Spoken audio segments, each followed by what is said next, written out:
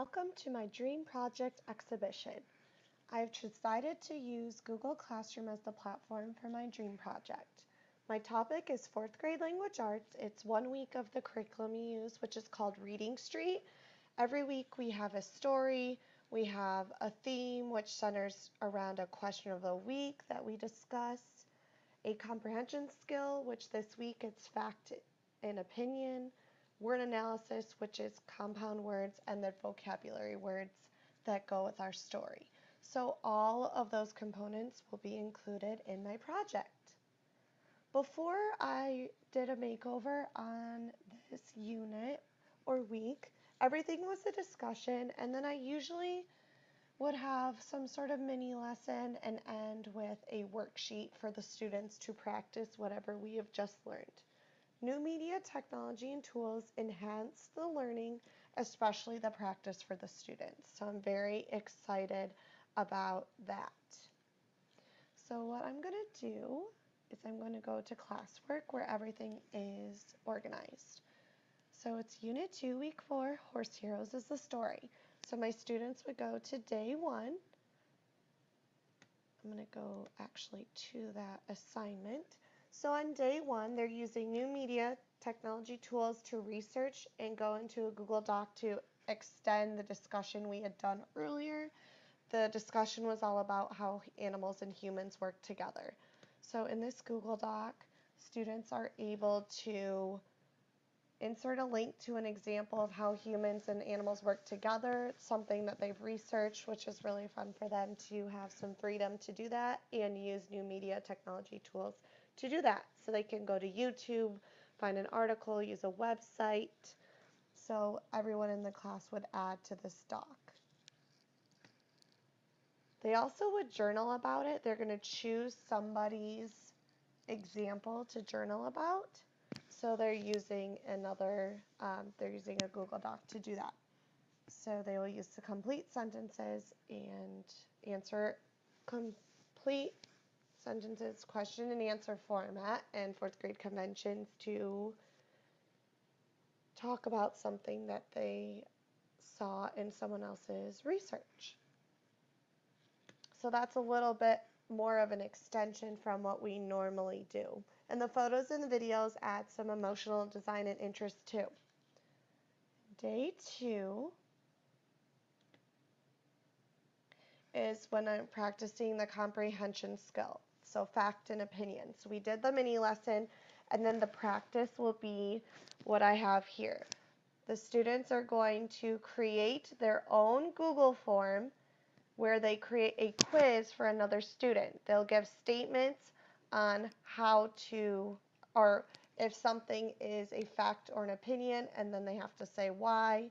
So I give them a little example so they can see. Dinosaurs have been extinct for 65 million years, so the other person, once it's been created, will answer it. To teach them how to make a Google form, I made a screencast, so I have that link to that down here. And then once the person has taken their quiz, the person who created the quiz will go back to the quiz they created and give them feedback. They're kind of like the teacher, and they have to give them feedback on how they did. And it's just deeper thinking for them to create this quiz for somebody else. It shows them their understanding. They need to know if something's a fact or an opinion before they can actually do it. And then I also had that how-to video to give some guidance. Edpuzzle, once they're done with that, they'll go to Edpuzzle and watch a little video that the curriculum provides us, and they will have quiz questions about it. My brother plays.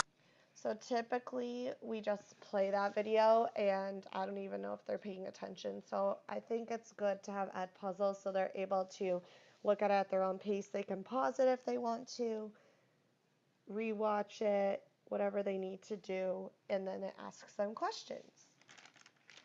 I go to day 3. Day 3 is all about the vocabulary words. So this is after I've taught the vocabulary words. We have a vocabulary routine that we do. After that, they will go to Quizlet, and use the vocabulary cards on Quizlet, the digital vocabulary cards. I'll go to that. Quizlet's nice because it's an engaging way for them to practice their vocabulary. They can do it at their own pace. They can do it at home. It's pre-made, which is nice for me and for the students. They're not making their own flashcards, and it enhances their study skills. Fourth graders are learning how to study, so it provides them a way to study that they can use in the future. So I have the flashcards, and then they can also do different games too, which is engaging as well. Once they're done with that, they will be meeting with their reading group, and they're going to be creating a 1 minute or less video about an assigned vocabulary a vocabulary word. They'll have to give the word, the definition, and use it in a sentence, and then upload the video.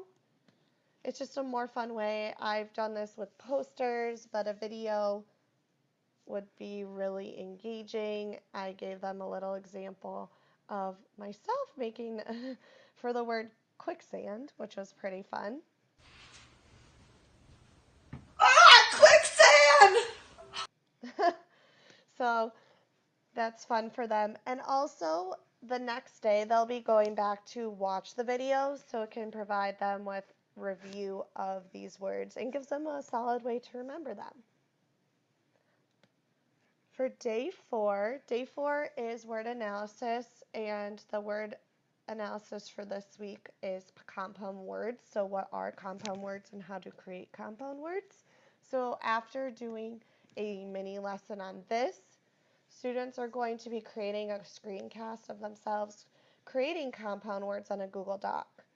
So typically when we practice, I have students just give me examples and I write them on the smart board, but in this case they are coming up with their own examples, and they're also going to say what compound words are, which is nice because I can use this as an assessment piece. I can watch their videos, their screencasts, and check their understanding, because if they're not explaining it very well, then I know that they don't understand.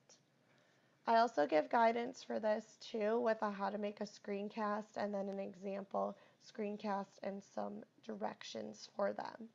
So this again is a way for all students to be involved instead of just the outspoken students that like to share a lot. So I think that's really important that the new media tech tools can provide them with that experience.